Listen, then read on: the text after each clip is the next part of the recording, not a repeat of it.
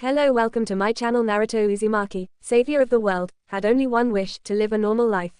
So when the spirit of his greatest nemesis decided to send him to another world, you can expect he was anything but impressed. The moon has always been viewed as a beautiful sight, one of nature's true beauties that many would argue for. Its heavenly glow lights up the dark at night, allowing us to indulge in its presence. When one gazes upon the moon under the dark sky, they find their troubles gone, disappeared without a trace. A sense of calmness overcomes them, like a mother embracing her sad child. At least, that was how the moon was supposed to feel. Ever since the Fourth Great Shinobi War, things were never the same again. When people gaze upon the moon under the dark night, they are reminded of the battle that was fought, a battle that decided humanity's fate, one in which countless lives were lost and left the earth forever scarred. And then, they remembered what was born out of those dark times. Peace. For the first time in history, there was peace. What was once held as a fantasy became a reality. It wasn't just a couple of nations banding together, but everyone in the entire world. Countries were no longer fighting, enemies became allies, and the bonds forged during the time of war grew even stronger. Mankind finally stood together as a whole, and the great evil lurking in the darkness was purged from their homeland. The moon, once seen as a thing of beauty, then the bringer of the demise, is now a symbol of what is to come and what has yet to pass. As it shone under the night filled with many distant stars, it appeared almost normal, almost as if the countless eras of bloodshed had never happened, that it had never hosted a goddess inside its core capable of wiping humanity off of the face of the earth with a snap of her fingers. It was laughable, and to all it was. Such is the paradox known as life. Socks unseen to even the greatest of eyes on earth, a figure began to slowly emerge from within the surface of the moon, appearing almost transparent. The head appeared first, 2 horns, silk white hair, and femininely shaped. Next came her body, donning a white robe radiating royalty with purple and yellow edges. The sleeves were baggy, not constricting her arms. The robe reached her feet and beyond, appearing almost endless. The figure opened her eyes, revealing pupil-less white eyes. She stood still for a moment, as if processing something. She blinked once, and when she gazed upon the earth, her face twisted into one of rage. The very air around her was distorted, twisting and bending in ways never thought possible. Cracks began appearing on the moon's surface as her power fluctuated wildly, waiting to be unleashed at a moment's notice. The figure was Kaguya Otsutsuki, the rabbit goddess. Or at least, that was who she was supposed to be. Now, she was nothing more but the remnants of her former self, a hollow shell left behind as a failsafe to raise the original once more should something happen. And unfortunately something, or rather 2 somebodies, did happen. The reincarnation of Asura and Indra, sons of Hagoromo Otsutsuki, her own grandsons of sorts, managed to seal her inside of a moon, just like their father and brother before them. Naruto Uzumaki of Asura and Sasuke Uchiha of Indra. The snarl on her face deepened at the mere thought of those names, those 2 boys who managed to stop her. Had they sealed her while within the Earth dimension, she wouldn't have been so upset. In fact, she would have bided her time once again until she was freed. After all, time was nothing to an immortal. But therein lay the problem. They didn't seal her there, they sealed her within one of her own dimensions, a place where only she herself had access to. The only reason the traitor Obito managed to access those planes was by backtracking her own energy signature. However, with his visual powers now gone and dead, there was no one whom she could manipulate into freeing the main body. And she very much doubts the descendant of Indra would agree to help her should his eyes ever mature. Which meant all those years of planning were gone. All those years of waiting, gone. All because of a bunch of upstarts. There was no way of becoming whole again, and no way of reclaiming what was once hers. Kaguya's spirit looked down at her hands with a frown, already seeing them becoming a little transparent. With her main body in a different dimension, the link that provided her with a constant energy source was severed. The longer she waited, the weaker she'd become until she herself would disappear as well, becoming nothing more than a distant memory. Not to mention the stronger the reincarnations would become. She spread her senses out, feeling out 2 distinct signatures. One was halfway around the globe, the other was relatively closer. The hollow shell had no doubts that the way she was now, she wouldn't be able to beat the 2 of them at once, especially as she grew weaker and weaker the more she waited and exerted herself. If she was going to disappear soon, then she would bring one of them down with her by whatever means necessary. Socks Naruto got up with a yawn and stretched wildly as the morning sun came into view, popping his limbs to relieve the stiffness in them. Turning toward the window, his face broke out into a wide grin. Despite being in a hospital gown and in an actual hospital, he really couldn't find himself to be all too upset. A part of him reasoned it was because he was so used to being put into the hospital that he just didn't care anymore. And as traditions go, a classic window escape was due soon. The sun is really nice this morning. Don't you think so, Kurama? Naruto asked no one in particular as he got out of bed, leaving it in a messy state, and began working out the kinks from within his body, starting from his feet and ending with his hands. Yes, hands. He looked at his prosthetic right arm which was wrapped in bandages, moving it around, checking the fingers, opening and closing his palm. It seems the operation was a success and Granny soon had managed to make sure his new arm, filled with Hashimara's cells, didn't start randomly growing trees out of it. Apparently that was how what his face, Dasno or something, was defeated. The guy grew a freaking tree out of his arm, losing said arm in the process, and then some other stuff that happened which he had forgotten about. Talk about anticlimactic. Nevertheless, as he gazed upon his new arm, it felt almost surreal. The price for ensuring peace in the world had been nothing more than his own arm. During the final battle against Sasuke, Naruto had thrown his heart and soul at him and more. The battle was more than just winning but rather whose ideals was worth fighting for, and would be used to guide the shinobi world into a new era. The descendant of Indra and Asura had fought to the near death once again with everything at stake. At the end, Naruto came out on top and managed to bring Sasuke back, thus ending the cycle of reincarnation and hatred. The brotherly feud that devastated the landscape and caused countless bloodshed since the very beginning was finally over. Sasuke had returned to the village, now pardoned for all of his crimes, and was traveling the world to rediscover himself. A dark and slightly demonic yawn echoed from within his mind, snapping him out of his musings and signifying that his tenant and partner was finally awake. "Can you kept it down, brat? I still have several hours left to go," the recently recombined Kurama stated rather sleepily. "You've been asleep for 3 weeks, Naruto said out loud with a slight twitch of his eyebrows as he went for his clothes which were lying in a neat order nearby. "Your point," the kitsune shot back. "I'd say this is a well-deserved vacation." "Lazy ass," he muttered but still smiled nevertheless. Kurama in return muttered something incoherent before going back to sleep, snoring loudly all the while. Naruto shook his head in exasperation. As much as he wanted his partner to do something besides napping for once, even he had to agree they deserved a break, even more so since the war was finally over and the emotional rollercoaster that came with it. After tossing the hospital gown away and then redressing in a white t-shirt with black pants, he quickly made his routinely window escape and scattered before anyone realized what was happening. As he walked around the village, he noticed the smiles and happy mood everyone was in, causing him to smile as well. Several greeted him with nothing short of gratefulness, something he noticed and returned. It was hard to believe it has several weeks since Kaguya was sealed and the war finally ended. Every nations, whether large or small, were still recovering from the near apocalypse and Judgment Day. The mourning of the dead had already passed, and even though there were some still coping with their lost ones, himself included, life must go on. People worldwide were celebrating, not only because the war was over but also due to global peace becoming an actual thing. The hardships each and every one went through, and the sacrifices that were made, ensured them that humanity still lives on, now more united and even stronger than ever. As he walked around the village, he could see several people from the different villages mingling with each other, chatting, trading, laughing and jibing each other like old friends. The cycle of hatred that had plagued the world since the very beginning was finally broken. Naruto felt a pang of sadness from within him as memories of Jiraiya resurfaced, but he knew the old pervert would have been proud.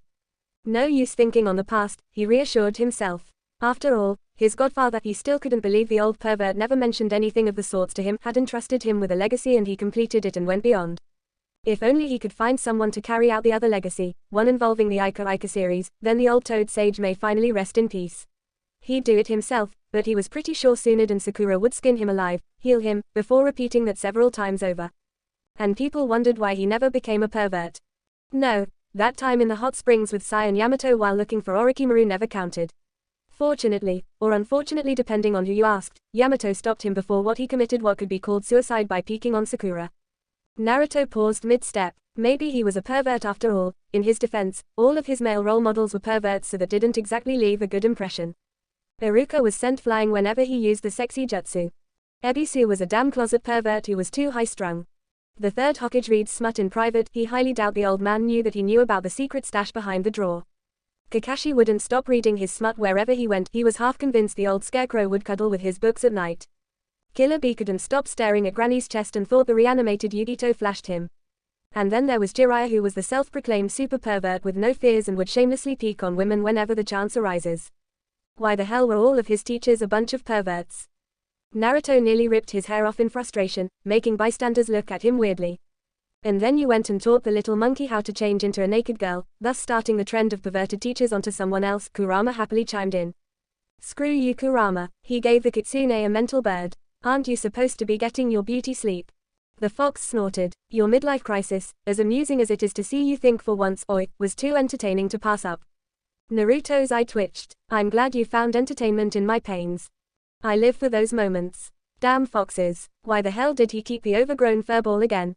Shaking his head, he decided to get back on track. His mind wandered to what he had to do today. With everything done and over with, and the operation being a success, he could now resume his goal of becoming Hokage. Bye. Naruto shuddered, studying. There are no shortcuts to becoming the Hokage boss. Screw you, Konohamaru. Studying is torture. Expect a box full of exploding paint and a live chicken by the end of the week. But at last, it was true. The Hokage had to be more than a genius in battle, he had to be one when it came to politics as well. One cannot lead a nation correctly by just brute force, they must be well balanced and knowledgeable in many subjects. So with a slight slump, he made his way toward the academy to begin his lessons for the day. Growl, maybe after breakfast. Haven't had Ichiraku ramen in a while. Nodding his head at his new goal, he turned and went down the old route he memorized by heart to the place that served the best ramen in town. Naruto took no more than 5 steps before his instincts screamed and he quickly moved out of the way as an unknown object smashed into the spot he was moments ago, causing a huge cloud of dust to appear. He coughed and shielded his eyes from the sudden interruption. The hell, his body tensed as he prepared for a possible fight while the civilians panicked and started seeking shelter in a hurry. He could make out several blurs nearby, no doubt the others leading the civilians while notifying everyone of what was happening. Who would attack at a time like this? Everyone was at peace and was allied with each other. To attack them would be a declaration of war to all of the 5 great nations plus many of the smaller nations as well. Who was dumb enough? Suddenly, out of the dust cloud came the angry form of Kaguya, glaring daggers into Naruto's head while making an attempt on his life. Time seemed to stop as his body froze and his eyes widened as he stared at the familiar face of one of the strongest beings he had ever encountered and presumed gone. His heartbeat began beating harder and faster as a few sweats began to gather on his face. His throat seemed tighter and he felt Kurama waking up once again and also experiencing what he was going through. Luckily, despite what his initial reaction was, Naruto was able to recover and swiftly move out of the way by a hair length as Kaguya's hand went past what was undoubtedly his head. However, that was short-lived as she quickly twisted herself mid-air and launched what was unmistakably the all-killing bones. Quickly entering the 6-path sage mode and gaining the familiar yellow glow with black designs, and wincing at the pain it caused due to his body not fully recovering yet, he managed to speed out of the way as projectiles whizzed back and embedded themselves on the wall behind him, degenerating it in an instant. Kurama, why the hell is Kaguya still alive? Naruto nearly shouted within the confine of his mind while preparing himself for a follow-up. Without waiting for a clear response, he engaged Kaguya in a taijutsu battle, attempting to draw her away from populated places and to buy time for help to come. I don't know. Kurama was equally frustrated as well as partially nervous as he stared at what was undoubtedly the rabbit goddess. She should be sealed inside the moon you created. Well, she's here now, Naruto grunted as he blocked a strike that caused his bones to vibrate. God damn it, I thought we finished this already. As he blocked the first strike, Kaguya immediately lashed out and delivered a kick right toward Naruto's center, knocking him through several buildings. Tossing the debris aside and making it clash into the ground, he glared at her with confusion and a little bit of fear. Last time, it took both him and Sasuke to defeat Kaguya. Now, it was just him since Sasuke has already left the village some time ago. And he was injured to top things off. Not to mention he couldn't go all out without possibly killing others in the crossfire, something she undoubtedly noticed. How are you still here? We sealed you, Naruto demanded, hiding a wince. The kick dealt a lot of damage, not because it was stronger, but rather because his body isn't fully healed yet, meaning right now, he's at a disadvantage. In response, Kaguya made the all-killing bones appear out of her hands, intending to make blocking further strikes impossible. The dead should not speak. She then charged. Socks. Kaguya Otsutsuki has been sighted in the village. She is currently engaging Naruto Uzumaki. Those were the words the messenger gave after they barged into the room. Those were the words that filled everyone with a pit of dread. Kaguya Otsutsuki, the rabbit goddess, the progenitor of chakra, had returned. Almost immediately, the room descended in chaos with everyone demanding answers. What had started as a peaceful conference turned into what could be described as near unadulterated madness. If it weren't for the situation, Kakashi would have found his battle-hardened shinobi running around like a bunch of headless chickens to be extremely amusing. Sadly, it was a seriously situation. Enough. The words of the Hokage silenced everyone immediately, showing just why they were called shinobi, as they all brought their attention toward him, awaiting guidance. Only 3 weeks in and I already want to retire. Damn it, Naruto. Number 1 hyperactive unpredictable ninja indeed. Now isn't the time to lose your heads, Kakashi stated sternly. I want the civilians escorted to safety immediately and sit reps on what's happening now.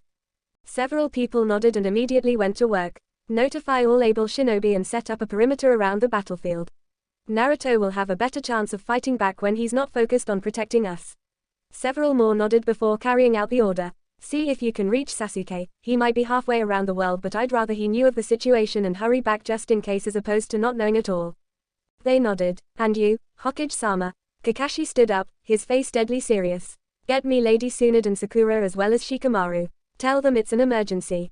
Socks. Kaguya clicked her teeth as Naruto stubbornly refused to die. Every time she struck, he would dodge and retaliate with a strike of his own, which she had either blocked or dodged. It was frustrating as the brat never stood still and always on the move. On the chance she did manage to land a blow, it would always turn out to be another one of those damn shadow clones. This is going nowhere. The battle had gone on for nearly 10 minutes and the others had arrived. The two had caused a trail of destroyed buildings and roads in their wakes, but she saw how much he wanted to avoid that. The others had encircled them but had made no moves whatsoever. The mortals were no doubt planning a counterattack at the moment, which meant she should wrap this up before they interfered and made this much harder than it should be. She took a quick moment to assess both her and Naruto's statuses. They were both weakened, that much she could tell. He tried to hide his injuries but nothing could hide from her eyes. However, even weakened, he was still able to avoid all of her attacks. Both of them were slightly panting and covered in cuts and dirt, but neither had landed a fatal blow. Her remaining chakra was slowly depleting while his remained almost constant. The longer the battle dragged on, the more of an advantage he'd have. She could just use one of her techniques to rain destruction upon the area. However, memories of the fight between the main body and him told her he'd survive nevertheless, which meant her efforts would be futile. Kaguya glanced toward the side, feeling some stronger than average chakra signatures approaching. A sense of anger nearly overcame her. This was her chakra, something she never gave to any of them. She returned back to Naruto and felt her anger increase tenfold as she gazed upon his form, burning brightly with what was hers. When she had gotten pregnant with her sons, she gifted them with her chakra while inside of her womb. She raised them and taught them how to use their powers to defend themselves if only slightly. She had hoped they would be obedient little boys that always did what they were told. But she was wrong. Against her warnings, they stumbled upon something they would have been better off not knowing, the creation of an army of white Zetsu. She knew Hagoromo had fallen for that girl, but in her mind, if that army didn't exist, then the others in the Otsutsuki clan would have killed them all when they came. In the end, she valued her son's safety over their happiness. Which led to her demise. The gift of chakra she bestowed upon him was then used against her. And then Asura and Indra, or rather their reincarnations, her grandsons, imprisoned her once more with the same blasted technique. Kaguya let out a breath to calm herself. Losing herself to anger at this stage would mean all of her work would be gone. She wasn't surprised that he had yet to make a move while she was busy reminiscing. She knew Naruto was using the time to think of something as well as recover some strength. And with a time limit on the clock, she herself needed a plan to defeat him before the window of opportunity disappeared. She instantly willed several clones of herself into existence, putting Naruto on guard. She hid her wince as she felt her chakra drain significantly. Each clone had enough to ensure they kept everyone else away from this battle. But that also meant she could no longer use her all-killing bones for an extended amount of time, since that would just drain her reserves at a faster rate. A gust of wind came by, causing their clothes to sway. Readying herself, she then launched at Naruto, who blocked her punch, causing a small shockwave to erupt and to grunt at the force exerted behind the strike. However, just because it was blocked didn't mean it was stopped. The force behind her strike began pushing him further and further back, leaving marks on the ground and digging up the terrain. She eyed him closely as she felt her clones disappeared from sight while still maintaining the pressure. From what her memories told her, he valued his people and his home. Kaguya supposed she could try and kill all those he held dear to him. However, knowing Naruto, he'd rush in and save them while also fighting back stronger than before should she go down that route. While it could lead to his demise, the chances of him actually falling for her tricks was almost zero. Not to mention such act was beneath her. Several of his clones appeared on her flanks, cutting off her train of thoughts and intending to take the heat off of the main body. She leaned her head to one side, narrowly dodging a kick before sidestepping to avoid a jab aimed for her chest. Jumping back, she dodged another one of his attempts while raising an eyebrow at how he finally chose to use his truth-seeking balls as weapons against her. Instead of fighting unarmed, he now wielded a 2-feet-long black chakra rod capable of neglecting everything but senjutsu. She watched as 2 more orbs went toward his 2 clones before transforming into identical 2-feet-long chakra rods. As the 3 were now armed and slowly encircling her, she knew she could no longer block his assaults without the aid of her full power. It seemed he was getting more creative the longer they fought, which spelled bad news for her. Kaguya knew she was out of options, and by creating those clones to run interference, she limited herself even further. There wasn't much time left before she failed to achieve her revenge. Not to mention they'll arrive soon. The Otsutsuki clan, her clan, a clan of nomads wandering from planets to planets harvesting the fruits to increase their power while killing all those within the vicinity, regardless of kinship or not. A family full of barbarians, for lack of better terms, that took what they wanted and only answered to those with power. A clan that was getting closer and closer to this planet as the years passed and would undoubtedly be here soon. Wait. with her main body sealed up once more. The only ones who could possibly stop them were Naruto of Asura and Sasuke of Indra. Those two together were a force to be reckoned with, not to mention how they were able to bring others along to help them. If she could get rid of one, then her clan would be able to finish off the rest with less oppositions. Neither of the two had to die. She doubts she could kill them at this point. One of them would just have to be gone when they arrived. Getting rid of the one world's saviors so said world could be destroyed. She nearly smirked at that but held herself back to prevent him from being on guard. Refocused on the battle, Kaguya saw another attempt at her life. The Naruto in front of her charged forward, attempting to push her back to the other two. After the fifth swing, instead of moving, she quickly grabbed one of his wrists and snapped it in half. She took in a small delight of happiness at the yelp of pain considering how much pain he had caused her. She then kneed him hard in the stomach, making him vanish in a puff of smoke and the chakra rod to hit the ground. Moving to the side, she saw another Naruto attempt a sneak attack from above but missed. Exerting more than enough force to shatter several mountains, she delivered a strike to the back of his neck, causing him to dispel as well. Her eyes wandered around, looking for the original and quickly jumping in the air as he came bursting out of the ground, Rasengan forming instantly the moment he broke the surface. She didn't bother hiding her smirk as she absorbed his technique, slightly increasing her reserves while watching in satisfaction at the look of horror on his face as he realized what he had just done. Damn it, he swore as he quickly disengaged and made some room between them. I forgot you can absorb any and all ninjutsu. His brow furrowed into one of concentration and determination with a slight of curiosity. She could see the gears in his head working overtime to fabricate a plan of action. He then opened his mouth and said, "Aren't you going to talk? You were chattier the last time we met." She failed to recall ever speaking more than 10 sentences during their last encounter. But since he insisted, "Thank you for your chakra." Naruto nearly face-faltered. "Oh great," he muttered as he picked himself up. "I can see where old man Sage got his sense of humor from." Kaguya decided to ignore him before she lashed out and then be caught off guard. Back to her previous train of thoughts, the only way to truly achieve her revenge was to send him to a place where not even she herself would have access to. A place where Sasuke of Indra would reach him was by chance and chance alone. A one-way trip into the unknown if you will, or in her case, creating an unstable portal with a mind of its own. Yes, she inwardly smiled at how she'd get her revenge. With him gone and with no way of ever saving him, their world will be destroyed. That will do quite nicely. She mentally cursed as she felt one of her clones disappear thanks to a mortal with a lazy expression and black, spiky hair coordinating the attack. Her window of opportunity was slowly closing. It was now or never. Socks Naruto eyed the still form of Kaguya warily. He had no doubts she was up to something but he couldn't go charging in without a plan. The rabbit goddess wasn't someone who should be taken lightly, even if she was a hollow shell of her former self. Yes, Naruto realized, or rather Kurama realized, that the person in front of them was just a fragment of the greatest foe. However, even weakened, she was still as troublesome as he had remembered her to be. Their fight started in the center of the village, something that spelled doom for Naruto since he had to hold back his full strength. Even though he couldn't use his full arsenal, he made it up with his speed and reflexes when engaged in close combat. He attacked fiercely, pushing her back and giving her no openings as he led her further and further away from the village. Of course, that was easier said than done. She refused to be pushed back on more than one occasion and had no restrictions, except worldwide devastation as he had noticed. Kaguya's spirit neglected him from gaining the full advantage and made deadly usage of the all-killing bones to stop most of his attacks dead cold. This in turn caused him to push himself even further, despite his wounded state. He really hoped Granny Sunad wasn't too mad about the state the village was in or else he might just let Kaguya have her way with him. Goddamn you pervy sage, it's your fault my mind went straight to the gutter on that one. You're an idiot, not now you damn fox. Naruto shouted back, unless you have a plan of sorts. Kurama grunted. Sadly I don't, he admitted, which didn't surprise Naruto. Unless you're willing to blow this continent kingdom come to defeat her. Of course not. There was no way he would do that when he could potentially kill his friends and countless innocents in the process. Thought so. The blonde inwardly groaned but refused to take his eyes off of his opponent. His body has taken some damage and it's still paying him to remain in his six-path sage mode. He could feel his chakra coils flaring up, burning from the inside out. They had yet to recover ever since the hectic, non-stop battle that took place several weeks ago.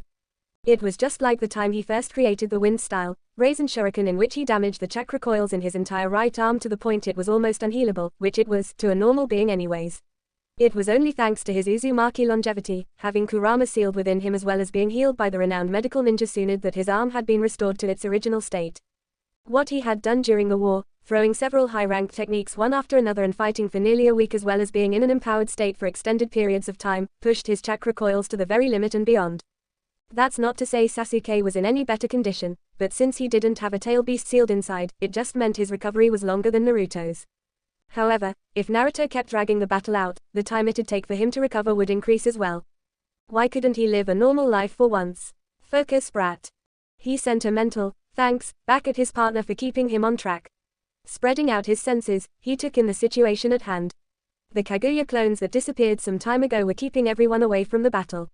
As much as he wanted to help his comrades, he knew he needed to have his full attention here or else she would defeat him. And if he was defeated here, the others would undoubtedly be next. And he took what Itachi said to heart, about placing his trust in others' abilities to pull through, to not shoulder the burden all by himself. He smirked as the Uchiha's saying was correct as he felt one of the clones disappear, no doubt thanks to a lazy Nara leading the charge to rescue him. Schooling his expression, he eyed Kaguya closely. He noticed that as the battle dragged on, the more transparent she was becoming. At first, he thought it was the trick of the light, however, after Kurama realized the person they were fighting was not the original they sealed, and some long-winded explanation about her making a failsafe for this purpose, Naruto realized she was just a fragment of her former self. That in turn bred good news as well as bad news. The good news was she wasn't at full strength, which would have been bad for him since he was still injured. The bad news, however, was that she was still able to match him blows for blows. That just reminded him how far out of league she was compared to the rest of them. Suddenly, without any warnings, she clapped her hands together and began building up a massive amount of chakra. He watched with wide eyes as the very air around her distorted, twisting and bending as the ground was uplifted before them. Her body began fading at an even faster rate with what was undoubtedly her last-ditch effort. However, Naruto only paid idly attention as he immediately charged forward, a chakra rod in both hands. But it was too late. A purple portal opened up right between the two and Naruto widened his eyes at what seems to be an endless darkness. Cursing, he instinctively stabbed the rods in the ground, preventing the portal from sucking him in even further. He tried to free himself but it seemed the portal was fully intent on dragging him into whatever hellhole that was placed in there. Hang in there, Naruto. If it weren't for the situation, he'd make a sarcastic remark about that entire statement. Sadly, now wasn't the time. Pumping as much chakra as his coils could handle and beyond, feeling his entire body burning up in the process, he held on to dear life, refusing to give in. He felt the Kaguya clones around him disappearing, and his friends rushing toward his position the moment they were able to. He could hear the distant voices right now, shouting his name. Just a bit longer, he told him as he gritted his teeth while thinking of how to get out of this predicament. A feeling of dread appeared in his stomach as Kaguya appeared in front of him, as transparent as a ghost and quickly fading. On her face was a triumphant smirk. Knowing this might be the end, he refused to give her the satisfaction of his fears and instead glared with as much force as he could muster. She then spoke the words that would forever be embedded in his nightmares. Farewell, Naruto Uzumaki. Right before she faded, she delivered one final kick at his body, causing him to lose his grip and get absorbed in by the portal. His last image was his body entering the darkness as it quickly closed, his comrades shouting and rushing toward his location only to not make it. He could make out the horror-filled faces and some tears as they knew they weren't going to make on time. He could remember Kaguya standing at the entrance, disappearing from sight but still smirking knowing that finally, after the entire battle, Kaguya Otsutsuki had finally gotten her revenge. The dimensional gap, an endless space which exists between the three separate realms known as the earth, the heaven, and the underworld. There was no moon nor sun within this world, only a bottomless ocean of colors. No wildlife existed, nor was there a ground to stand on. It was a place filled with iridescent colors spreading as far as the eyes could see, a myriad of nothingness. Otherwise known as the void. With its toxic atmosphere, any who lacks some sort of magical protection while in the void will quickly disintegrate due to the nothingness it contains. It was a world like no other, governed by itself with no outside interferences. While the other gods and beings waged war within their realms, no one would dare to cause trouble when in the gap, for if they did, they'd encounter something far deadlier than the greatest nightmares. Deep within the void lay the legendary duo, a pair of dragon gods whose powers had no equal. Their unfathomable strength was something that made other gods and mythical creatures hesitate before even attacking. Being within the mere presence of either would cause them to realize just how foolhardy they were for even thinking of crossing the strongest existences. Of the pair, one was born from the nothingness of infinity, the other was born from the illusions of dreams. Ophis, the dragon of infinity. Great Red, the dragon of dragons. They were ranked at the top of the food chain, leagues away from the other competitors. For several millennia, their spot went undisputed. The dragon gods, both feared and respected even among their own kin, were well known within the world of the supernatural community for a reason. And because of their power, they were also the most sought after. Sox, son of Abai, Blue. Whatever one Naruto Uzumaki might say while spinning uncontrollably through air was suddenly cut off as he upchucked the contents of his stomach, containing yesterday's food, while traveling at high speed through the unknown. And then there was Kurama, who wasn't doing any better given the fact he had front row tickets to what was undoubtedly the worst ride of his life. Brat, please, stop, the fox managed to weakly get out during the continuous hell spin. One could easily tell from his tone just how much suffering he was currently going through. Oh gods, this stinks. Let's just assume he was talking about the ride and not the smell. Anyways, what the duo was going through could be described as being stuck inside of a giant hamster ball with no way out while rolling non-stop down the side of a hill which seemed to have no end, while spraying the insides of said device with a variety of colors. I'm trying. The golden glow responded back as his world turned upside down for the near millionth time. The duo didn't even know which way was up and which way was down even if you asked them. Try, bluff, harder. This was even worse than those times he was sealed within Mito and Kushina Uzumaki while they were pregnant. He still has nightmares from the experience, the Ramens. Luckily, Kurama was saved from remembering the vivid details as the sounds of Naruto's grunting echoed within the now removed seal. He was redoubling his efforts to stop the unwanted hell ride one Kaguya Otsutsuki had sent him in, trying his best to rebalance himself if the growing struggles and slow descent were anything to go by. After another long 15 minutes, Naruto was able to stop himself in midair, albeit wobbly, much to the relief of the two of them. Never again, he commented once he was sure nothing was going to come out again. Agreed. You're still cleaning up the mess you made, the blonde reminded him with a twitch of his lips. He made the mess, he'd clean it up. Damn it. Chuckling and with his head still spinning, Naruto adopted a serious expression as he spread his sense out while remaining on guard for a possible attack. As his vision became clearer and more stable, he realized the place he was in was devoid of all light and life forms as well as only being covered with an endless ocean of colors. As interested as he was to know how that was possible, there were more important matters to attend to. He scanned his surrounding, looking for anything out of the ordinary. He quickly turned around, expecting a sneak attack from behind. He looked up and down, making sure to have his blind spots covered as well as have his senses covering said blind spots. His yellow, cross-like eyes remained on full alert, even though nothing had happened after 5 minutes of him being able to stand still for once. The truth-seeking balls hovered around him, ready to be used in a moment's notice. Nearly a month ago, during the fight with the original Kaguya, she was able to cross several dimensions with ease, taking them with her. When she had sent Sasuke into another realm, she then literally became one with nature, making it hard for Naruto to counterattack. Since she was a part of nature itself, it made it extremely difficult for him to pinpoint when the next attack was coming off. It was only thanks to his abnormal reflexes that he was able to avoid the worst of the barrage. While he did know the Kaguya he had recently fought was nothing more than a fragment of her true self, the fact it was still able to open a portal and send him through meant that, if it was here, it too might have merged with the surrounding environment. And in a battle, being cautious was better than being dead. I'm not getting anything, Kurama, Naruto thought in his head, deciding to use the mental link in case she was around. His eyes continued to scan the lifeless darkness while his senses acted as an early warning signal in case something happened. He made the mistake of underestimating the spirit before and paid for it. Now, he wouldn't do the same thing twice. Same here, came the voice of Kurama who, like Naruto, was checking, double-checking, and triple-checking for any surprise attacks. After being on guard for nearly 15 minutes, making extra sure the fragment of Kaguya wasn't going to pop out and attempt another assassination, they managed to relax slightly but remained on alert just in case. As the adrenaline from the battle began to wear off, Naruto took a moment to assess his current situation now that they weren't in any imminent danger. Kaguya Otsutsuki, or at least her spirit, had managed to achieve her revenge by sending Naruto into who knows where. While she was executing her plan, her body had become more and more ghost-like if the theory Kurama had about it being a sign of how much chakra she had left to spare was correct. And if that's the case, then that meant the moment she created the portal, she up and forfeited whatever time she had left. That would explain why there's no sign of her here, Naruto pointed out, remembering how Kaguya had been disappearing like an actual ghost right before the portal closed. He let out a breath of air at that, feeling slightly better after confirming Kaguya wasn't going to jump out and attack him.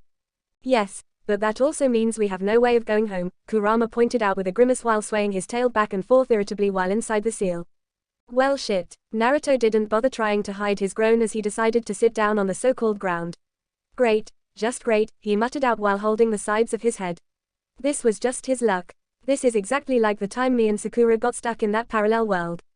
Kurama remembered that rather clearly. Good old Madara aka Obito created a rather complex orb with unknown power and used it to transport Naruto, and by accident Sakura, into a parallel world in which he planned to steal the power within Naruto which would undeniably kill him.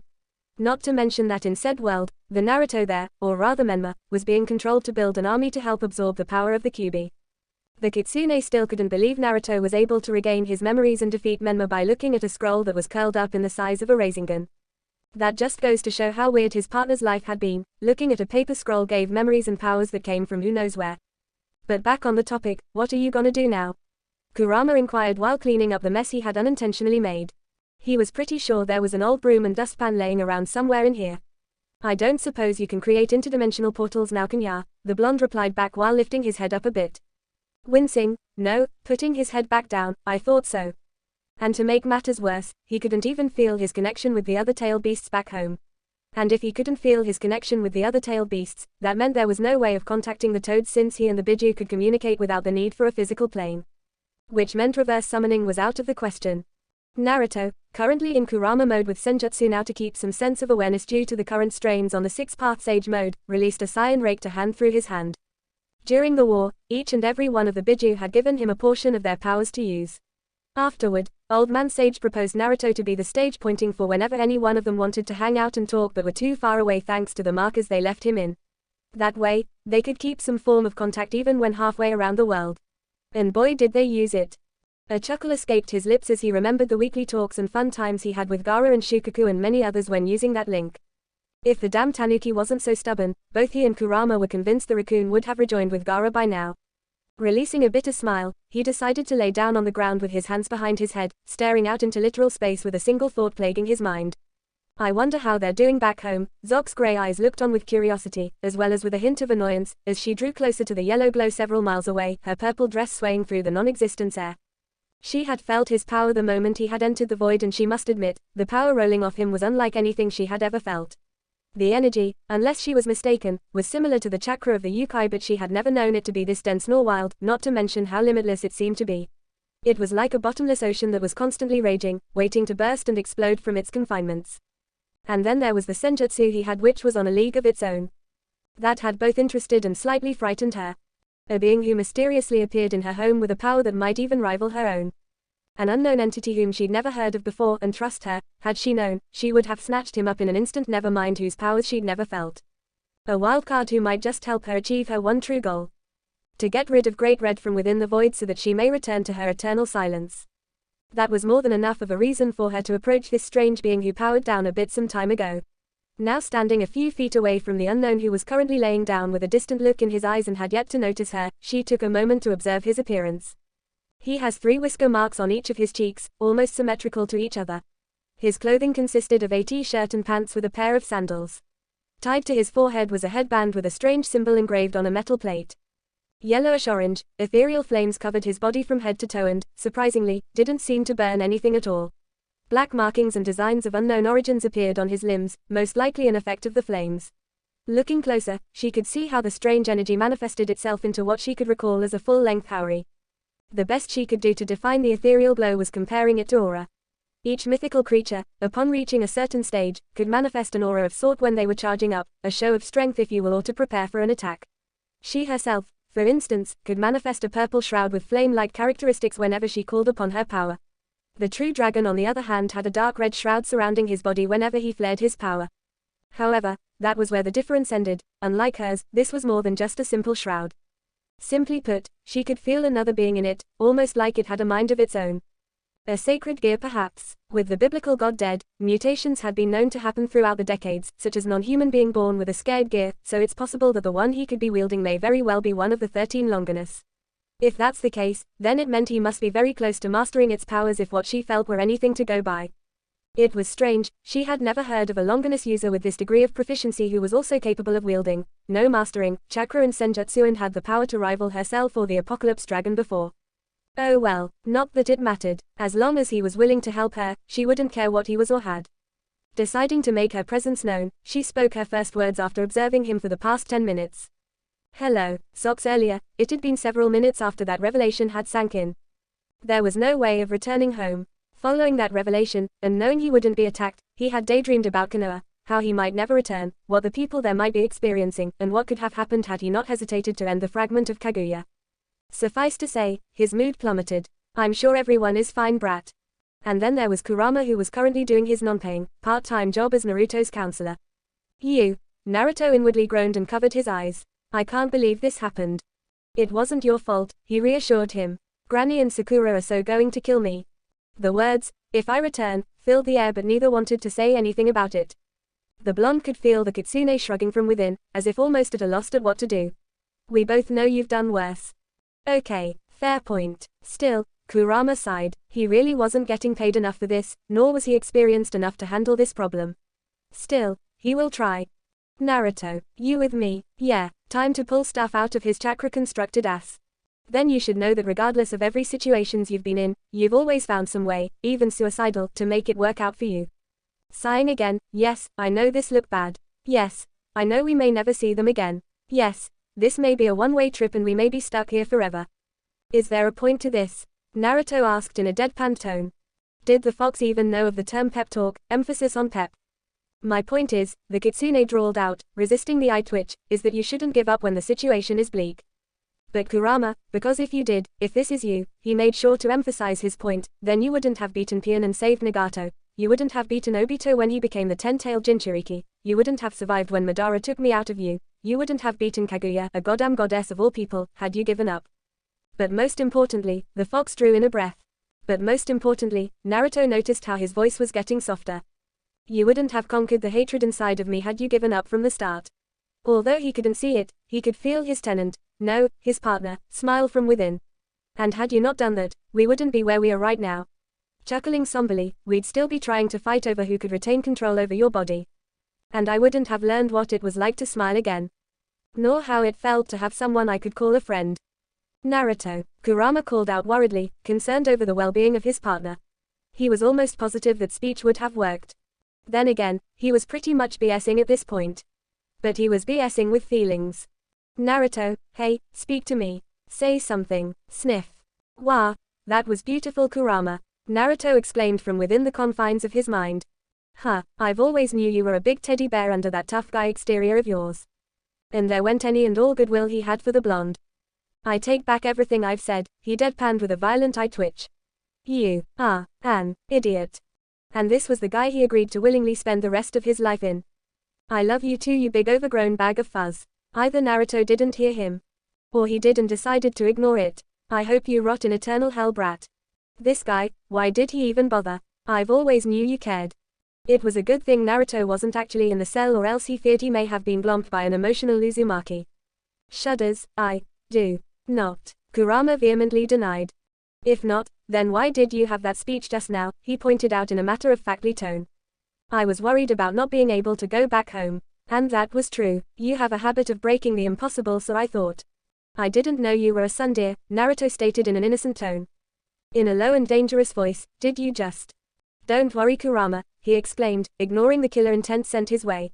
Your secret is safe with me. On the outside, Naruto crossed his heart. The way he promised that made Kurama almost want to believe him. Almost. If he hadn't started it in the first place. Come in the cell and say it.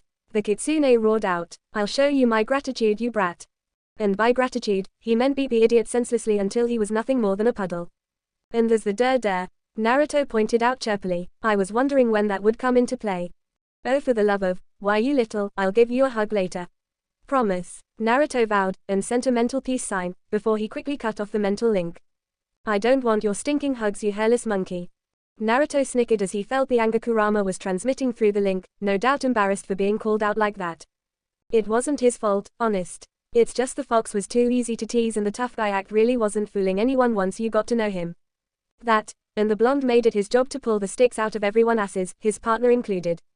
Said partner sent another wave of anger through the link. Staring into the void, he would admit that, all joking aside, the kitsune, his partner and someone who he was very grateful for, made a very good point about him not giving up when things were looking bleak. Yes, he wanted to give up. Yes, he thought it was the end of the world. Yes, he might not see his friends again or become Hokage. And it's true, but so what? Back when Obito was evil and was the Jinchuriki for the Jubi, he had shaken Naruto's resolve to the point he almost considered stopping right there so that no one else would die. And Naruto would have, had it not been for certain individuals who managed to snap him out of his funk and remind him of just who he was. And now, the same thing was happening, his resolve was weakened, but Kurama of all people, the self-proclaimed incarnation of hatred itself, had helped him when he needed it and had pulled him back on his own 2 feet. So yes, while it's true he might not be able to return home, he knew that if the others saw him in this sorry state, they would have pounded some sense back into him, especially Sasuke, who might literally pound some sense into him.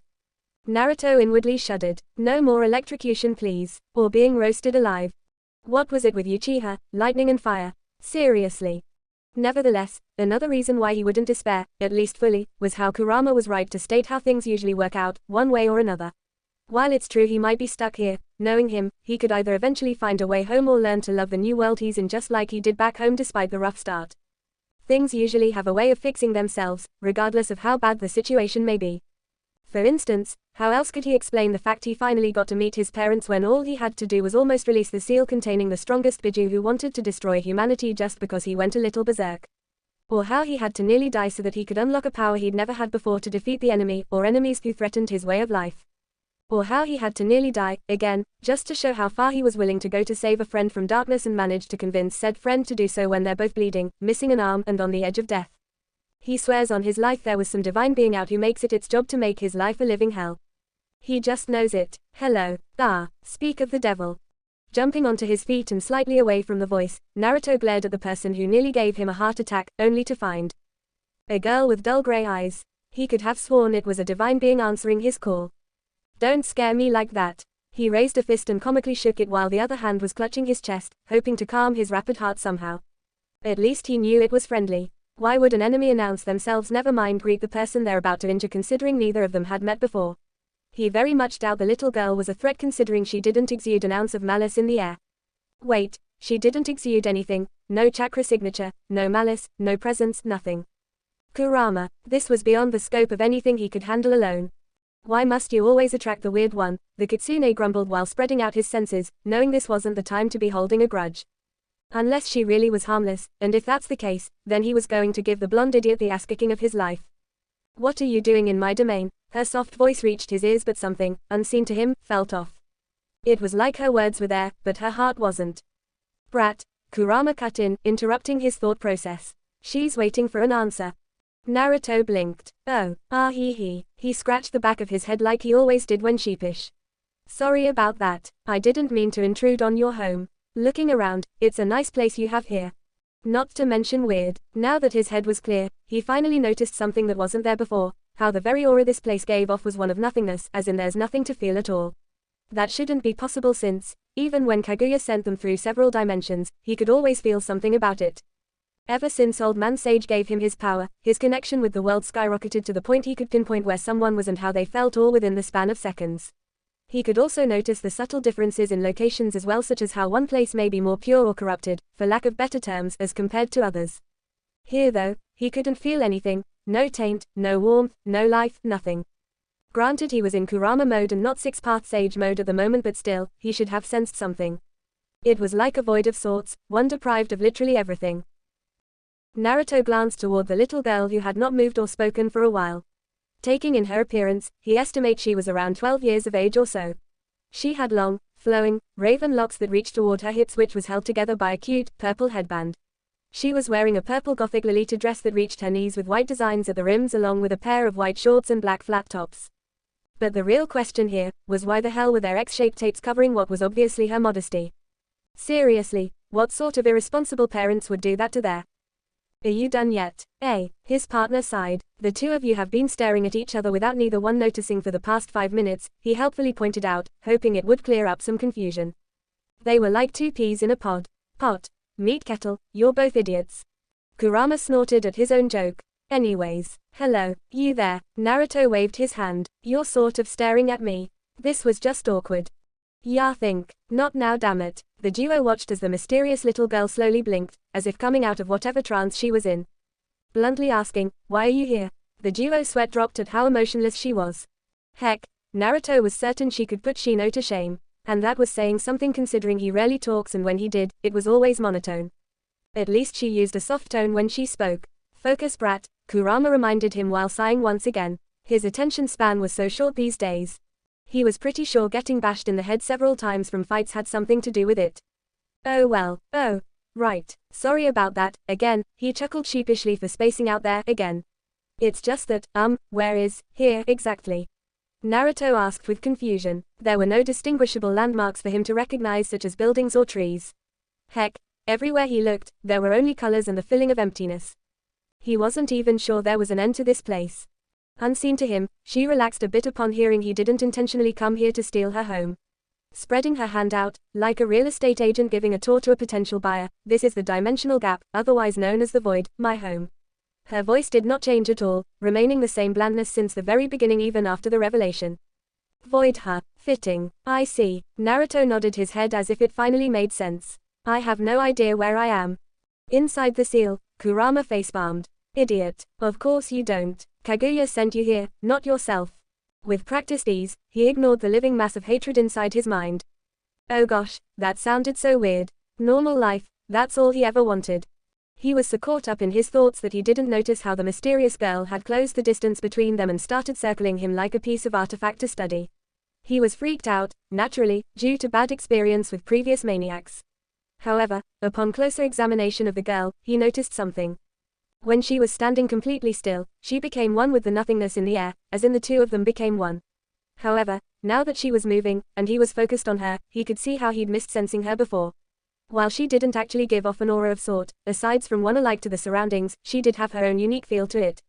The best example he could come up with was like a small insect standing on top of water. If the insect was still, there were no ripples or vibration to be seen on the surface because there are no disturbances. However, when the insect starts moving, one can clearly see the ripples it caused and how uneven the water could be.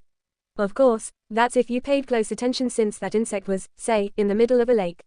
Or an ocean. The same applied in this situation. The girl had blended into the natural or unnatural surroundings, which made it extremely difficult for Naruto to sense her, not that he could sense anything from her aside from nothingness unless she was on the move, and that's only if he's paying attention to the slight changes around him. Talk about scary. The pair shivered at how, if she was the enemy, she could have killed him without him ever noticing anything before it was too late. Poke, oi, would you cut that out? Naruto squeaked as she started prodding him like a scientist would to a specimen. He really hopes this girl isn't like Orochimaru, or have snakes. Why did they always want to eat him? Are you a god of sorts? Blinking at the sudden question, he mustered a smart "A." Inside the seal, Kurama blinked since he too was caught off guard by the question. The girl nodded, as if she figured something out. Demigod then. Wah. No, what the hell, why did she think he was a god? Bahahaha, you a god, oh my spleen. Kurama's laughter echoed from within his mind. Naruto gained a tick mark. What's that supposed to mean, you overgrown flea bag? Knew nothing, ha ha ha, the kitsune roared before rolling around on the ground, laughing all the while. The brat is a god. Oh, by the sage, he could already imagine the amount of new laws and regulations involving ramen of all things taking place. Free Ramen Tuesday, ramen as tribute, death to all other food, or how he would make it mandatory for everyone to wear orange just because he could. Suffice to say, Kurama wouldn't stop laughing anytime soon. Naruto silently clicked his teeth. Stupid fox. Oh. She raised an eyebrow in reply, wanting him to elaborate further. I'm not a god or demigod. Kurama's laughter increased in volume or whatever. Pointing toward himself, I'm human. Socks, I'm human. Those words echoed within her mind as she had to once again reevaluate her opinion of the being in front of her. He was a human with the power to maybe even rival her own. A powerful being from a completely different realm, one of which wasn't affiliated with any of this world's factions. A being who apparently had something sealed inside of them, unlike a scared gear, something she had been trying to figure out whenever the chance arose. There were two separate entities within him, each with their own different signature, but at the same time, they were the same. No, not the same. It was more accurate to say they mixed. Interesting. Could you really blame her for prodding him earlier? It's not every day one gets to see someone with so much power packed into them. Observing him closer, she noticed the cut and scratch marks all over his body, most likely recent and probably the cause of him ending up in her home. Because his arms were hidden from view before, she now saw how his right arm was wrapped in what seems to be bandages. His pupils were cross-shaped, something she had never seen before.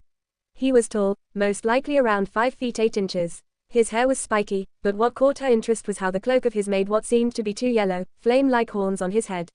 It was strange. Based on his appearance, she originally believed him to be a new god of sorts, most likely one of Yukai. And yet, he claimed to be human, not that she didn't believe him. Any divine being emits a, for lack of better terms, divine presence of sort when in the area.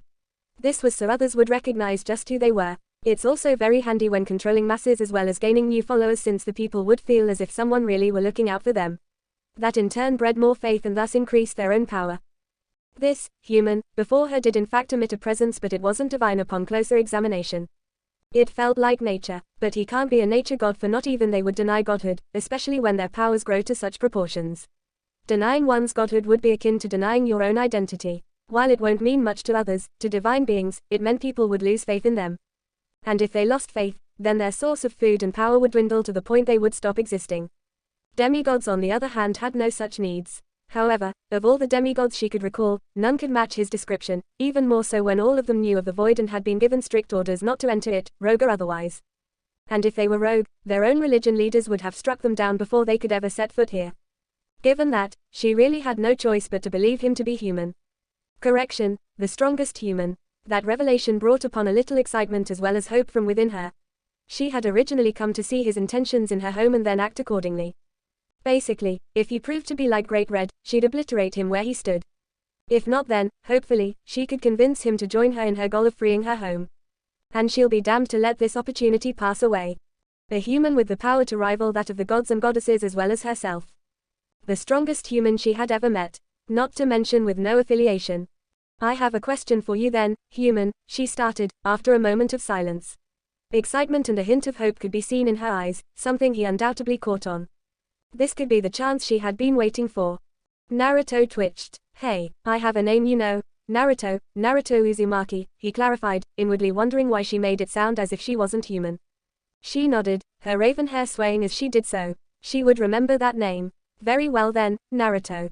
A hand reached out toward him. How would you like to join me? Issei couldn't help but inwardly groaned as he walked down the street, carrying his bag over his shoulder. He was a 17-year-old teen with short, brown, and spiky hair and light brown eyes. His outfit was a modified Kuo Academy's uniform consisting of blackish-gray pants and an open blackish-gray blazer with white accents over an opened long-sleeved white dress shirt.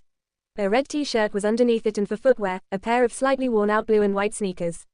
He gazed upward, watching as the clouds slowly drifted by and wondering if he could ever catch a break. With his imagination, the clouds transformed themselves to the upper portions of well-endowed women, their sweet, melodic voices teasing and luring him to come closer before reverting back to ordinary clouds. A small breeze came by, causing his hair and clothes to sway. He closed his eyes momentarily, savoring the sense of calmness and letting the wind carry his troubles away. His skin felt cool as the wind brushed against it, fighting to push on through before deciding to simply go around. He still found the sun uncomfortable, however, thanks to one of the side effects of being a reincarnated devil. That's right, devil. And sadly, that wasn't even where his troubles started. He still remembered, in vivid details, the event that went down nearly 3 weeks ago. A girl he barely knew, one who went by the apparent alias of Yuma Amano, had asked him out after school. Being him, he had immediately said yes and then proceeded to brag to his friends about it, after getting over the shock that a girl, a hot one, had asked him. Seriously, a smoking beauty had asked him out. What was he supposed to do, play it cool? These things didn't usually happen to guys like him, so of course he was taken by surprise. Stupid pretty boys and their charms, girls threw themselves at them. Why couldn't that happen to him? Well, it did, and that was where his life changed. During the date with Yuma, he took her out and showed her a good time, or at least tried to.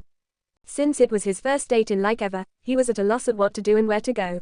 Before they had gone out, he had tried asking his 2 friends, Matsuda and Motohama, for advice, but, well, since they were known as the perverted trio at Kuo Academy where the girl-to-boy ratio was around 3:1, one could easily guess how popular they were with the ladies. Since that option was out, he tried asking his parents. He was never doing that again, mainly because they wouldn't stop doubting him. Thank you, parents. I can totally see your faith in me. And why do you keep on thinking I'll end up dying alone? I'm not that bad, am I? In the end, he resulted in going through his manga collections for ideas. Desperate times called for desperate measures after all. The funny thing was that his manga collections helped him even more than his friends and family did. It was depressing to think that was how his life was. Anyways, when the day of the date with Yuma came, they decided to meet up near the mall district. She was wearing a short black dress which added more to her image of innocence and sweetness, as well as a light purple jacket with black accents, hugging her frame and making her much more attractive. He remembered her beautiful smiles, the way she laughed which was music to his ears, and how his heart was beating faster and faster just by being around her as they went on their date. Near the end of shopping, he bought her a pink bracelet as a symbol of their time together. Afterwards, they went for ice cream and he watched her eyes sparkle to life as she ate, his food nearly forgotten in favor of being mesmerized by the goddess in front of him. Eventually, he managed to snap out of it long enough to finish his serving before it went to waste. With the dessert finished, it was nearly sunset and they headed toward the park for the finale of the date. As they came closer and closer toward the fountain in the middle of the park, their hands touched and it sent a ting of electricity throughout his body. He remembered taking that leap of faith and holding her hand, delighted beyond belief that she didn't pull away. When the fountain was close, she went forward, her hands slipping out of his grasp. He would have thought about the missing warmth of it if it weren't for how the amber sun almost made her glow as she stood in front of the fountain, casting this divine image of beauty. She stepped toward him, her violet eyes sparkling from the evening sun and the silky raven locks swaying ever so slightly, asking if he could do something for her using that sweet voice of hers. Of course, he immediately said yes, promising to do whatever she wanted. And that was when things took a turn for the worst. The rest of the memory came as a blur due to the shock as well as the short viewing of her naked form when she underwent a transformation. However, he still remembered those words, the words that would change his fate forever. Would you die for me? Yuma Amano, or rather the fallen angel as they were called as he was taught later on, the girl whom he had liked, created a spear of light and stabbed him with it. He didn't remember what had happened besides laying on the ground and bleeding to death, but he did recall wishing to die in the arms of a beautiful girl. He remembered the flyer he had picked up earlier glowing as a figure emerged from it, almost as if answering his call. And that was how Ria Screamini, one of the two beauties of the school, showed up and then proceeded to offer him a second chance by reincarnating him as a new devil. Issei sighed as he continued walking. Since then, his life had been one hell ride, no pun intended, after another.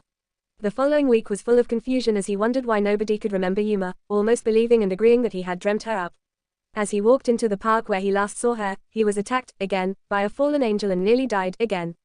After the second time, he got to meet the Devils of the Occult Research Club which consisted of Ria Screamini, Akano Hamejima, Yuto Kiba, and Koneko Tuju, who were all popular, who then proceeded to explain the whole devil business he was a part of.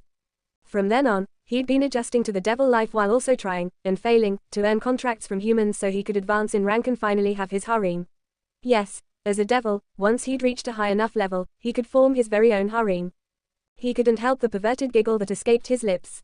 Are you okay? His companion asked. He had forgotten she was even there. She was a petite little thing that barely reached his chin. She had long blonde hair and green eyes that, coupled with her cute face, radiated an aura of innocence. She wore a dark teal nun outfit with light blue accents, a white veil with a blue trim over her head and a brown satchel slung on her right hip. A pair of brown boots occupied her feet and a silver cross necklace hung around her neck. Yeah, he exclaimed quickly, not wanting her to know what he was thinking about.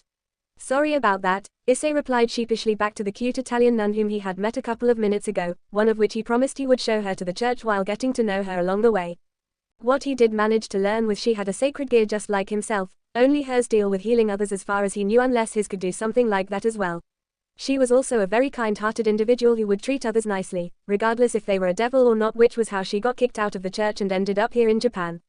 Though he couldn't help but feel there was more to the story considering how she looked and sounded while talking about her sacred gear, something she claimed to be a gift from God. While he didn't push, he did wonder why he felt weird when he caught sight of her holy cross around her neck. Look, her voice snapped him out of his musings as he followed her instruction. There's the church. Issei nodded as he gazed upon the building. Yup, that's the church all right, the only one we have actually, he trailed off, idly wondering when the church had opened again. Last he heard of the place was when they were shutting it down. The lights inside were on, which meant people, so it had probably been reopened recently. An unknown pressure bared down on him. He suddenly went stiff as he felt his body sweating, warning him something dangerous was nearby. All of his instincts screamed at him to get away, to get as far away from the church as possible. His left arm started shaking and his spine felt chilly. His throat felt tight as his legs slowly moved backwards on their own. It was fear a prey would feel when cornered by a predator. Fear that if he made any wrong moves, his life would be forfeited. Fear that, as a devil, if he got any closer to the church, he'd die. I'm so relieved we found it, the nun exclaimed with a bright smile as her emerald eyes shone with gratefulness, snapping him out of trance. I'd better get going, Issei said calmly, trying to cover up and make his exit as natural as possible. The sooner he got away from that building, the better off he'd be. And the sooner his arm would stop shaking. Wait, sadly, it looked like he wouldn't get that chance. I want to thank you for helping me. Would you like to come in for some tea? She asked politely, wanting to repay him for his kindness. A devil and a nun walks into a church to have a cup of tea. No, just no, he'd likely die before that happened, probably by some random third-party interference. Today was turning out to be a mess and it wasn't even noon yet. Sorry, he replied back as gently as he could, but I really have to get going. He didn't want to deny her, really, but that place would be the death of him if he went in. She seemed distraught for a moment before brightening up. It was still very sweet of you to help me. My name's Asia Argento. The smile on her face was simply dazzling. I miss a Highschool, and it wasn't a problem, he replied back easily with a smile. See ya around. He left with a wave over his shoulder, never looking back. As he continued his way towards school, he couldn't help but think of his encounter with that kind nun. Things were going to be different from now on. He could just feel it. Sock's two figures floated in the dark space, staring at each other, one with hidden excitement while the other was with confusion. The myriad of colors hummed in the background, moving in irregular patterns. Nothing besides the colors and the two figures could be seen for miles, nor were there any other sounds to be heard in the void. Finally, Naruto broke the silence. What? He blinked foolishly at the offered hand, wondering what a little girl such as herself would need his help for. You do realize she's not exactly normal, right? Came the ever so helpful commentaries of Kurama. Naruto mentally shrugged. She hasn't exactly done anything to hurt us and we were trespassing on her home, he pointed out, making Kurama see just why he was considering doing a small task in return. That, and he didn't want to sit around and just wait for some miracle to happen so he could suddenly return home. Might as well do something in the meantime. Besides, stranger things have happened before. What's one more to join the list, he said cheerfully though he was inwardly crying at his abnormal life. Let's see, off of the top of his head, he learned he had a demon sealed inside of him. His first C-rank mission turned a rank, he got swallowed by a giant snake, had to fight a demon, met the super pervert, summoned a giant toad with a drinking problem, fought another demon, and he learned he had a terrorist organization after him when he was still 13 years old. Naruto inwardly hung his head. Kurama rolled his eyes as he felt the exaggerated sadness Naruto was emitting from within the seal. How the idiot had managed to last this long was a mystery he wouldn't be solving any day soon. I want you to join me, came her simple bland voice that reminded him he wasn't alone and snapped him out of his faux misery. Recovering, join you? Naruto asked the little girl in front of him with a raised eyebrow. Her raven hair swayed as she nodded. Yes, she had retracted her hand a few moments ago, after seeing how he didn't jump at the offer. The blonde scratched the back of his head with golden arm. Sorry, he started off, but I have no idea who you are or why you would want my help, he said and hinted as to why he hadn't provided a clear answer as of yet. He wasn't going to help someone without learning who they were or why they needed help in the first place. If it was back to when he was 13 then yes, he would have offered his assistance without asking a single question. However, after witnessing what the real world was capable of, he knew he should at least obtain some information before accepting. Naruto knew he was naive, and he still is, albeit less. However, nowadays, it was mostly by choice. The one who managed to save the world wasn't someone who allowed realism to control him, no, the one who saved the world was someone who understood how reality worked, how cruel it could be, and would still stick to his beliefs regardless of how idealistic they were. If sticking to his beliefs, being called naive, was what it took to save the world and save his friends, he would gladly do it all over again for as long as the world needed saving. That was just how he was. Back to the situation at hand, he noticed her grey eyes lighting up in understanding, most likely already figuring out what he wanted from her. Her posture straightened a bit and her eyes stared into his. I am Ophis, the Infinite Dragon God. Naruto nodded slowly as the girl gave him her name. Infinite Dragon God, he mused. Interesting, definitely better than Scarecrow and whatever Orochimaru's henchmen had. He didn't pay much heed to it because titles were just that, titles.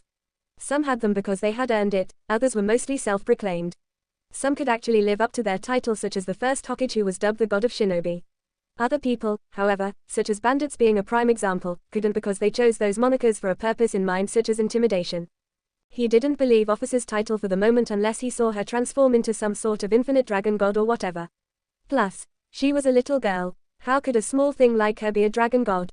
Kurama merely rolled his eyes. You'd think he'd be used to these things by now.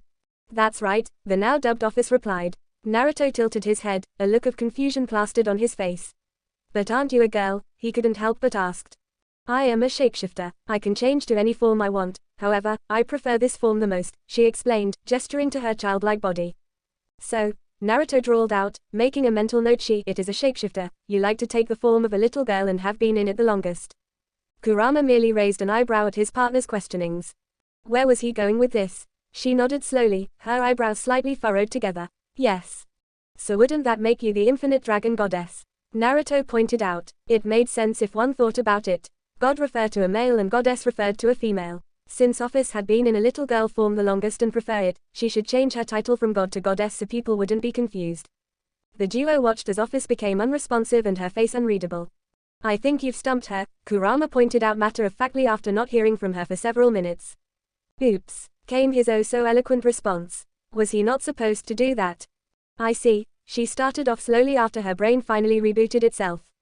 The duo's sweat dropped, shaking her head to clear away that revelation. Nevertheless, Ophis started, I require your assistance in completing a personal task of mine. And what task is that?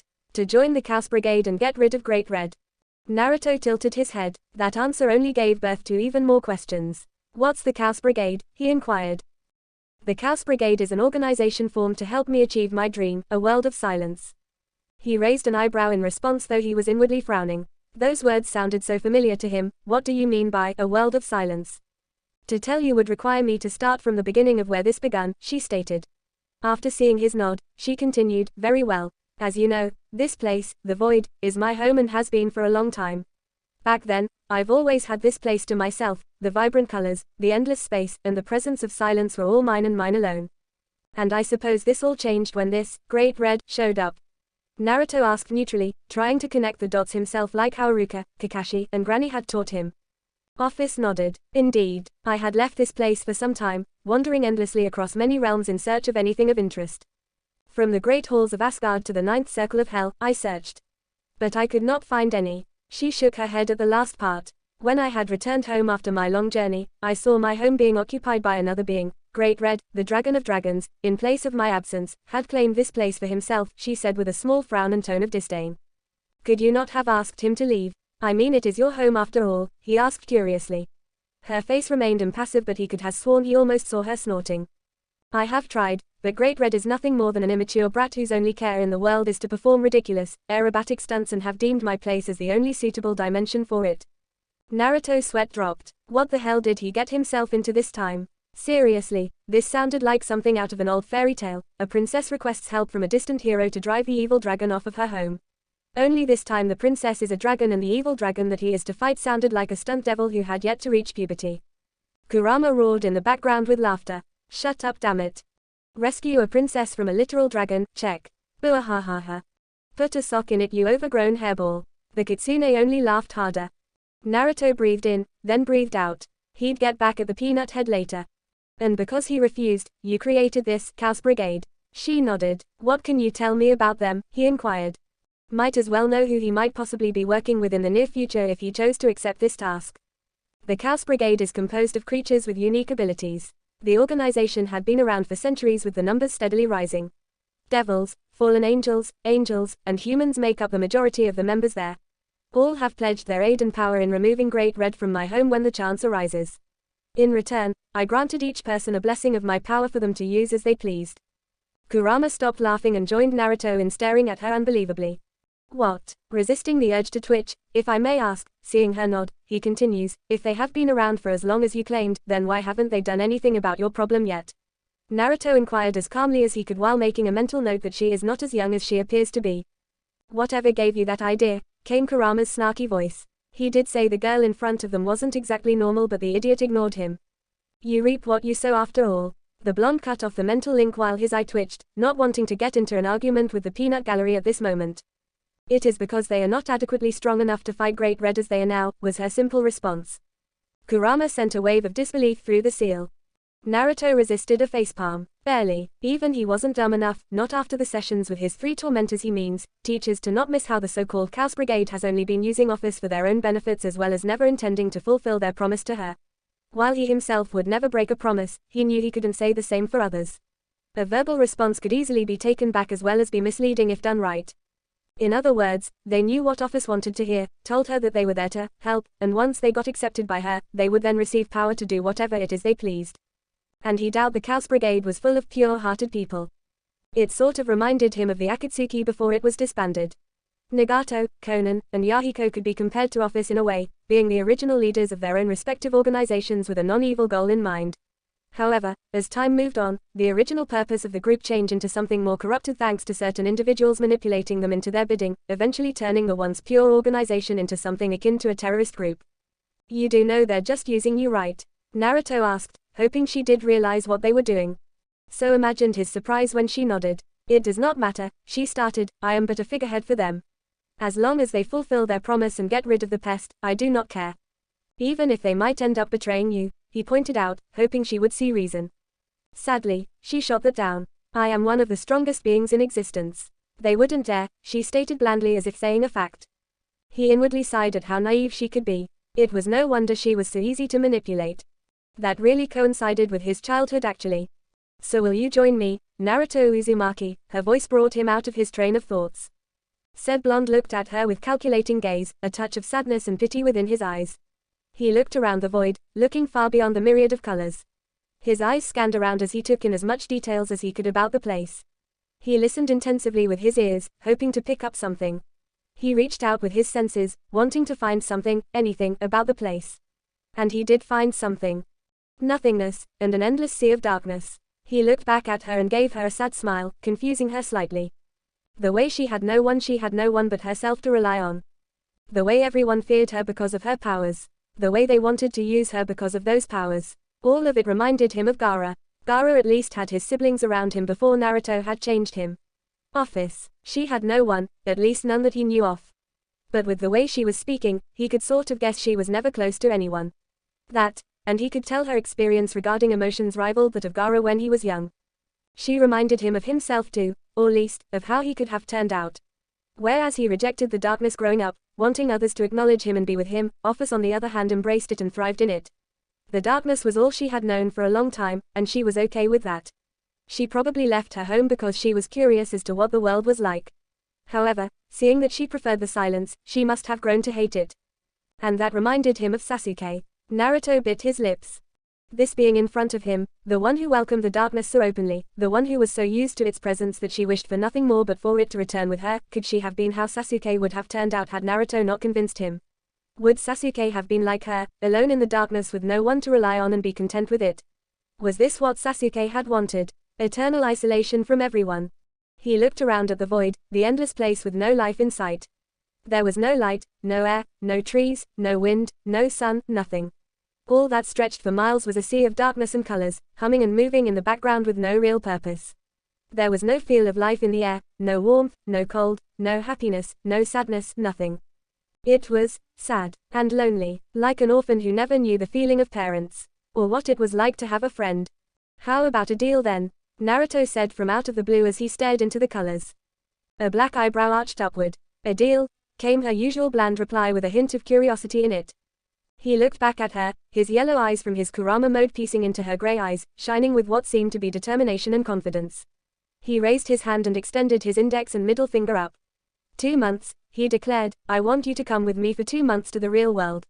If you admit that the world has much more than what your home can offer, you'll have to agree to call me a friend and leave this place every once in a while. Her single eyebrow returned to its previous state as she stared at him. And if I don't admit? Pointing toward himself with his thumb and puffing his chest out a bit while wearing a wide grin, he declared, then I'll agree and personally kick this great red character out of your home for good. That's a promise, Databio. Ophis fell silence. Her eyes stayed on Naruto, never leaving his form and him not changing his stance at all. His golden flames licked away at his skin, turning into wisps of fire crackling under the moonlit night. A minute passed, then another. The only sounds heard were the irregular patterns of colors moving in the background and the light sounds of their breathing. As they reached the 3rd-minute mark, she finally spoke softly but her words could be heard from all around. If I refused. Dropping his arm but still smiling, you sure? I think the deal would benefit us both really. Raising an eyebrow, how so? We could both use a friend, Naruto pointed out with a small shrug. He didn't know anyone in this world, for obvious reasons, and the girl shapeshifter dragon god whatever in front him seemed like she could use a friend. Who was he to leave someone alone in the darkness? And he kind of needed a tour guide anyways. She frowned. Friend. The word tasted foreign in her mouth. She did not have need for friends. I could just force you into helping me, Ophis stated as she bore a bit of her power onto him to match his level and then slowly increase it. The smile on his face dropped and a small frown appeared as he started increasing his own power as well, his clothes swaying more and more as the yellow shroud glowed brighter and expanded in intensity to push back her power. Their power levels were climbing higher and higher with each passing second. The raw power being exuded in the air created mini shockwaves and powerful winds formed from the pressure. The two powerhouses pumped more and more of their power into the atmosphere, their clothes and hair swaying wildly around them. Then, just when it seemed they would stop, a purple shroud engulfed Ophis. She had touched into her real power. Naruto widened his eyes as he felt her power rising further and further, becoming more and more potent with each passing second. By the 5th second after she activated that shroud of hers, Naruto changed into his 6-path sage mode, unknowingly causing her own eyes to widen in surprise. However, he was too busy to pay any attention. He tried matching her power, his face straining from the efforts, his teeth clenched, and sweat drenched all over him. His chakra coil burned as they had yet to fully recover to handle the strains from his ultimate mode. He felt his body heating up, but he refused to back down. This was his chance to save someone from the relentless darkness. With that thought in mind, he pushed himself even further. His yellow aura clashed with her purple over the battle of dominance. He saw her face and felt a slight smug of satisfaction as he saw her struggling to overcome him. Howling winds echoed all around them, their pillar of aura shooting higher and higher into the sky. Grey eyes stared into yellow eyes in a battle of will, neither one willing to back down just yet. Asura's descendant felt his power reaching its maximum in his current state. He was injured, he wasn't fully recovered to use six-path sage mode without the aftereffect. Had they done this a month or so later, he would have been fully healed, enough that he could match her and possibly exceed her in terms of raw power alone. Naruto couldn't help but inwardly wince. Looks like her title as Infinite Dragon God wasn't for show after all.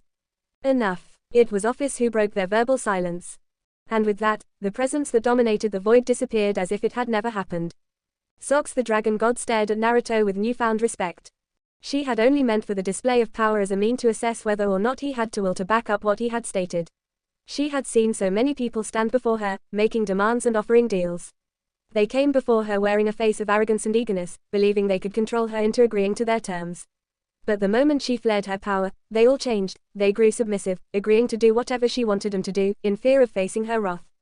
Never before had someone besides Great Red openly stood against her and not backed down. What's more, he had, if she remembered correctly, what was it? That's right. He had the bite to back up the bark, or so to speak. Ophis knew he was powerful. She had sensed it. However, sensing his power and actually seeing his power were two different things. Naruto Uzumaki had power, and loads of it. Enough that he was able to stand against her while she tapped into her true power. And he was injured to top things off. There were actually two reasons to her testing him. The first was, as mentioned before, she wanted to see if he had the will to confront her. Had he succumbed to her like many before her, then the deal would have been nulled. He could not have forced her into agreeing to join him in the outside world if he couldn't back up what he claimed. The second part, however, was due to her own curiosity. As also mentioned earlier, she had sensed his power, but it wasn't the same as seeing it. Seeing how he was able to match her own while handicapped made acquiring him for her own side that much more interesting. She actually felt quite giddy about it, feeling excitement flow through her body like never before. The feeling was foreign, but she paid it no heed as the test actually brought a sudden revelation to her. Should she try and fight him as they are right now, she might win, yes, however, she would have been critically injured during the process. She might then be able to convert him to her side, but they would have to wait weeks if not months before they could face the Dragon of Dragons. And that was assuming she could win as well as him actually listening to her, which she knew for a fact he wouldn't. Since he openly stood against her with no fear, she could tell he would never obey her should she force him into it. Naruto Uzumaki would have run at the first chance of freedom, and then their possible alliance would be non-existent. That was not something she wanted, especially from someone with the power that rivaled her own and could help her. Since the forceful route was out, the diplomatic route was all that was left. He had offered a deal with her, one of which required her to stay in his company for 2 months while in the real world. Should he win, which was unlikely, she'd have to call him a friend and leave her home dimension every now and then. However, should she win, he himself would personally kick Great Red out of her home. The options in front of her were this: if she forced him, they'd have to fight, and the result could either be him agreeing to help her or escaping at the first opportunity he could. And that was if she won. On the other hand, Naruto Uzumaki, she spoke out after a moment of silence, watching as his eyes narrowed slightly. The terms of your proposal is that I spend 2 months of my time in the outside world with you, correct? 2 different routes. One offered a chance result, the other a fixed result. Yes, he nodded and said cautiously. And if I admit I like it better than my home, I would have to agree to being your friend. She said the word uncertainly. However, she continued, if I dislike my time there, then you'd have to uphold your end and promise to get rid of Great Red. Am I wrong? Naruto shook his head. No, that's right. It was a no-brainer. Ophis nodded. I agree to your terms. Socks, a western dragon with a horn on his snout, stare off into the distance in the direction the power surge had come from, his yellow eyes boring into the void. He was a large dragon who was about 100 meters long, with red scales on top and white scales running along the underside. Dense scales made for protection covered his entire body from head to tail, even on his wings, which he had 2 sets of. He had 4 legs, all bulky enough to crush and completely dominate his opposition. This was Great Red, the Dragon of Dragons, one of the legendary duo whose powers made other divine beings tremble. He was also interested in the 2 signature which had appeared moments ago. One of them was of course the witch, Ophis. It was hard to forget that signature who constantly bugged him to no end about moving out of her home. It was his home, damn it. There was no other place with so much room as well as isolation as this. He could do anything he would in here and nobody could judge him. Except her, of course. Stupid witch. However, it was the other signature that caught his attention. For as long as he could remember, or cared to anyways, only he and the witch had that kind of power. But now, it seemed a third player had entered the field, one who might possibly throw him off his ranking as top 1. And that irked him. How dare that being challenges him? Granted, his strength was impressive, but who was he to come up here and flare his powers like that? Only he, the dragon of dragons himself, could do that. And now he was over it. As long as the witch and her puppet left him alone, he wouldn't care. He wouldn't mind losing the top rank if it meant he could enjoy doing what he does best. Speaking of which, Great Red mumbled, his voice echoing through the void. He craned his neck and flexed his wings, stretching them as far as possible. He stretched out his legs as well as his tail to ensure no part was stiff, letting out quiet groans as his bones popped. Time to perform a complete barrel roll, and actually stay airborne afterwards. And with that, the true dragon shot forward. Socks. Ophis couldn't help but feel slightly peeved for some unknown reason. Oh wait, she knew the reason. That moron was probably doing something stupid and messing up her home again. And just as the feeling came, it disappeared, making her face return back to its emotionless self. She glanced toward her side, watching as her companion, acquaintance, equal, savior. She watched as he walked beside her, hands behind his head without a care in the world and no longer in his power form. Now that he wasn't glowing like a sun, Ophis had to admit he really did look like a human and felt like one as well. His eyes, which were once yellow most likely as a result of his power-up, were now cerulean blue with normal pupils. Interesting. Where are we going anyways? He asked while observing his surroundings with interest in the forest path they were walking on. Since you had no knowledge of this place, and I had no desire to care where we spend our 2 months, I've decided to pick a random location within one of the realms for us to go to, she explained flatly. Naruto made a sheepish expression. Sorry, I know you hate the outside world, but I'm sure if you gave it another chance, you'll learn to love it out here, he exclaimed while pumping his fist in the air. Looking at him out of the corner of her eyes, and what makes you think I'll change so easily? Because I'm here, Databio, and I'm going to make sure that for the next 2 months, you'll learn to enjoy life and have fun like I do, he flashed her a wide grin. Eyes lingering on him a moment longer, she then turned back ahead, opting not to comment. A few moments later, they came across a clearing on top of a cliff overlooking a big city.